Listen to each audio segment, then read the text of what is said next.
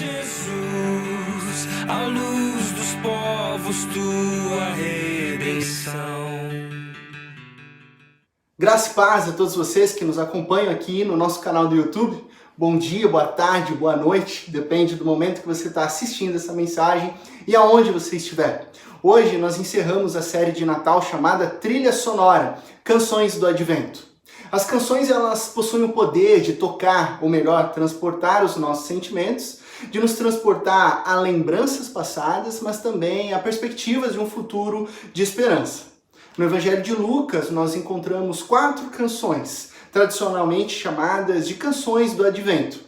Temos a canção de Maria, que nos ensina a deixarmos a ansiedade para então adorarmos ao Deus de toda a história. Nós temos a canção de Zacarias, que nos ensina, em tempos de espera, não deixar que a angústia governe o nosso coração, mas sim que a esperança em Deus domine o nosso viver. Semana passada refletimos sobre a canção dos anjos, que nos informa que mesmo em circunstâncias de desordem ou aparente confusão, Deus reina e Ele tem o controle sobre todas as coisas. Seguindo então a ordem das canções do Evangelho de Lucas, nós chegamos hoje na canção de Simeão. Jesus ele já nasceu e para cumprir a lei de Moisés, Maria precisa oferecer um cordeiro como oferta ao Senhor e apresentar, consagrar o bebê Jesus ao nosso Deus. A primeira coisa que já nos chama a atenção é o fato de que Maria não apresenta um cordeiro. Ela ama o Senhor, ela crê na sua palavra, Maria deseja com todas as suas forças viver em obediência ao Senhor. Ela está trazendo o seu filho Jesus para ser dedicado ao Senhor. Só que ela não tem condições de oferecer um cordeiro. Não era o que ela desejava. Maria ela vinha de uma situação muito humilde. E a lei de Moisés, ela permitia que os pobres oferecessem 2 pombinhos. Uma cláusula de exceção para os pobres. De um Deus que ama e cuida dos pobres. De um Jesus, o Deus encarnado que se fez pobre, que tinha um coração para os pobres, para alimentar os pobres, encorajar os humildes e derramar a sua promessa aos necessitados. Maria não tem dinheiro suficiente para comprar um cordeiro em Jerusalém. Lá no comércio inflacionado e injusto de Herodes, ela não tinha condições para oferecer ao Senhor. Então ela oferece um sacrifício humilde. E assim aprendemos que não é o preço financeiro que determina se a entrega é apropriada ou não aos olhos de Deus, mas sim o coração da adoradora, o coração do adorador e o grau do seu sacrifício e a alegria em honrar a Deus. Maria, José e Jesus estão em Jerusalém. Então eu te convido agora a acompanhar comigo o texto base dessa reflexão que se encontra no Evangelho de Lucas, capítulo 2, 25 a 35. Havia em Jerusalém um homem chamado Simeão, que era justo e piedoso, e que esperava a consolação de Israel. E o Espírito Santo estava sobre ele. Fora-lhe revelado pelo Espírito Santo que ele não morreria antes de ver o Cristo do Senhor. Movido pelo Espírito, ele foi ao templo. Quando os pais trouxeram o menino Jesus para lhe fazer conforme requeria o costume da lei, Simeão o tomou nos braços e louvou a Deus, dizendo: Ó soberano, como prometeste, agora podes despedir em paz o teu servo, pois os meus olhos já viram a tua salvação, que preparaste à vista de todos os povos, luz para a revelação aos gentios e para a glória de Israel, teu povo. O pai e a mãe do menino estavam admirados com o que fora dito a respeito dele. E Simeão os abençoou e disse a Maria, mãe de Jesus: Veja, este menino está destinado a causar a queda e o soerguimento de muitos em Israel, e a ser um sinal de contradição, de modo que o pensamento de muitos corações será revelado. Quanto a você, uma espada atravessará a sua alma. Vamos orar? Pai de amor, nós estamos diante da Tua palavra e clamamos que o Teu Santo Espírito que esteve com o Teu servo Simeão sopre sobre nós o entendimento para que possamos compreender a Tua boa vontade sobre as nossas vidas. Em Cristo Jesus que nós oramos. Amém e amém. Há alguns anos atrás surgiu uma polêmica na internet sobre a cor de um vestido. Não sei se você se lembra disso, mas a discussão se resumia no fato de que uma parcela da população dizia que o vestido era preto e azul, enquanto a outra parcela afirmava que era branco e dourado. As pessoas viam o vestido, mas elas discutiam sobre qual seria a cor real desse vestido. Quem é que estava certo? Por que eu estou utilizando essa ilustração para esse sermão? O texto grego sobre a canção de Simeão utiliza 4 vezes o verbo ver. Já começa no versículo 25 como um alerta de atenção. Veja, um homem chamado Simeão, que era justo e piedoso, ele esperava a consolação de Israel e o Espírito Santo estava sobre ele. Veja, Simeão.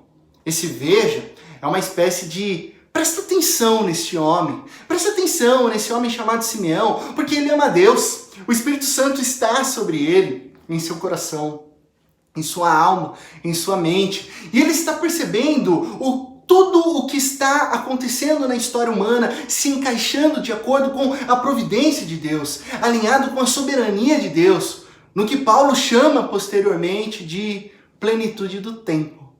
Há algo muito significativo acontecendo.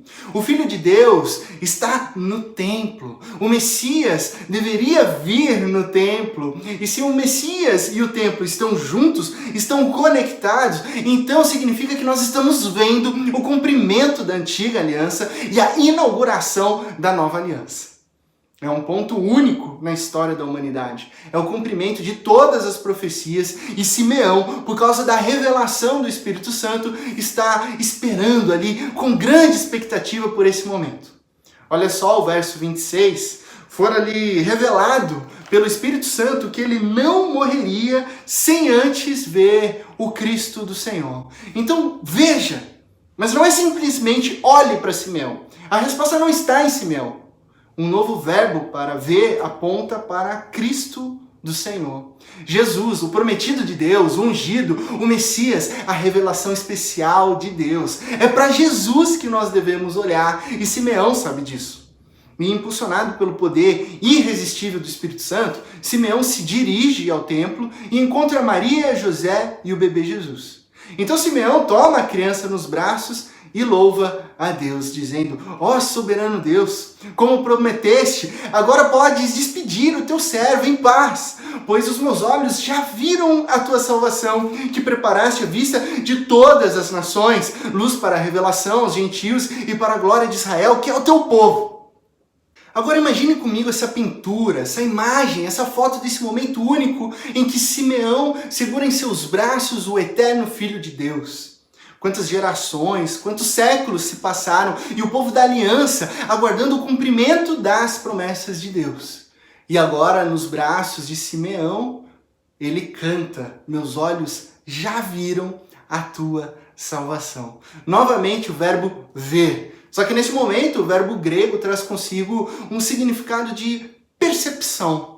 Não apenas uma constatação física do tipo, existe um bebê aqui em meus braços, muita alegria, ok. Mas sim uma percepção espiritual, o que os olhos da alma estão vendo. Quem é este bebê? Quem é este menino que traz salvação e pode despedir um idoso em paz? Quem é este bebê que veio? É o Messias, o Salvador, o verdadeiro Rei do mundo. Mas como ver Jesus? Com que cores, tonalidades a palavra de Deus pinta esse cenário? Afinal, há um governador naquela época, que é César Augusto. Será que ver a salvação é ver a glória de Israel em domínio, poderio militar e majestade destruindo todo o Império Romano? Seria essa a tonalidade do cenário que Simeão canta? Bom, nós que estamos em 2020, sabemos que Jesus não se tornou um general militar que derrotou Roma. O reino de Jesus, ele é totalmente diferente. As cores com que as profecias são cumpridas são tons distintos de uma expectativa militar e terrena. Nos parece que essa tonalidade do texto é de uma história que se conecta com o sofrimento da humanidade e que apresenta consolação. Simeão aguardava a consolação de Israel. O povo de Deus esperava a redenção de Israel. O sofrimento tinha se tornado um estilo de vida para esse povo. que há séculos e séculos era oprimido por outros povos. Havia espera, havia expectativa. As pessoas, elas aguardavam com todas as suas forças por libertação. Muitos judeus naquela época esperavam um Messias do tipo Rei Davi 2.0, para acabar de uma vez por todas com a humilhação de séculos e séculos. Mas o grande problema de opressão e escravidão ia muito além das perspectivas físicas. O sofrimento ele é consequência do pecado, da desconexão com o Criador, da rebeldia da humanidade, do distanciamento dos princípios e valores do eterno, que se refletem em dor e morte. Por isso Deus envia o seu Filho amado, Cristo Jesus, para consolar e redimir o seu povo. Então Jesus, ele amplia o conceito de salvação, inaugurando o seu reino aqui. O seu conforto e a sua salvação é para todos os povos. Só que Jesus, o nosso Redentor, resolve esse problema do sofrimento, do pecado e da morte participando dele. Essa é a tonalidade da salvação de Deus. Você se lembra da nossa ilustração inicial sobre as cores do vestido? Qual que é a resposta para essa polêmica? Segundo a neurociência, o nosso cérebro ele toma uma decisão meio que automática com base na incidência de luz, conforme a sua expectativa se a foto foi tirada de dia ou de noite. Ou seja, depende do jeito que a pessoa olhava o mundo. Então, eu te pergunto, como os teus olhos veem a salvação que Cristo Jesus traz? Jesus vem inaugurar o seu reino, reino que confronta o reino deste mundo, reino que é inaugurado e desenvolvido em tons de sofrimento. Jesus nasceu pobre, Jesus não tinha tantos recursos, Jesus teve sede, fome, Jesus foi traído, aprisionado, torturado, Jesus sofreu e morreu numa cruz. A salvação tinha que passar por sofrimento e morte. Por isso Simeão diz a Maria, mãe de Jesus, veja, é o quarto e último verbo ver do nosso texto, veja, no sentido de importância e ênfase, veja Maria, porque este menino, ele está destinado a causar a queda e o soerguimento de muitos em Israel, e a ser um sinal de contradição, de modo que o pensamento de muitos corações será revelado. Agora, quanto a você, mãe, quanto a você, Maria, uma espada vai atravessar sua alma. Veja, Maria, as profecias se cumprirão. Você assistirá ao seu filho sendo rejeitado. O mundo vai se opor a Jesus. Uma espada vai atravessar a sua alma, porque você, como mãe, terá a dor de ver um filho rejeitado e um filho crucificado. Veja, veja, veja e veja. Mas olhe como Simeão olhou. Veja o Cristo movido pelo Espírito Santo. Veja que em meio ao sofrimento, Jesus expandiu e inaugurou o seu reino a todos os povos. Veja que o sofrimento não é o ponto final da história. Jesus venceu a morte e ressuscitou. Veja através da luz que ilumina o nosso interior. Porque Jesus é a luz para a revelação aos gentios, luz que chega a nós trazendo salvação hoje, um bebê que não trouxe salvação apenas para Israel, mas para toda a humanidade, a luz que brilha para o mundo inteiro. Jesus é a luz do mundo, a salvação para todos, sem distinção de povos, raças, cor, língua e nações. Essa é a verdadeira glória de Israel. A glória de Israel é ser portadora da promessa de salvação que alcança todas as nações, porque aonde Israel falhou, Jesus venceu. Enquanto Israel esperava um general militar, veio o eterno Salvador. Enquanto Israel esperava a conquista, o nosso Senhor se entregou numa cruz. Definitivamente, esse não era o tipo de revelação que a maioria dos judeus esperava, mas a vida, a morte e a ressurreição de Jesus indiscutivelmente era o que precisávamos.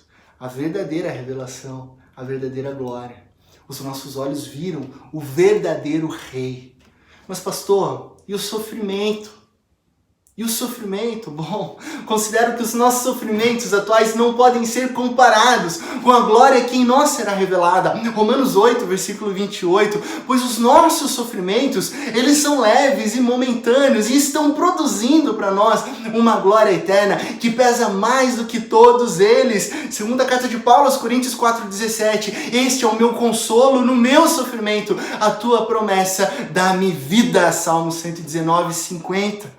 Quando compreendemos e vemos o mundo através da luz do reino de Jesus, das promessas cumpridas por Deus, nós podemos cantar como Simeão cantou. Agora eu vejo, agora eu posso descansar. A nossa salvação, a luz de todos os povos, chegou. É Cristo Jesus, nosso Rei e Salvador.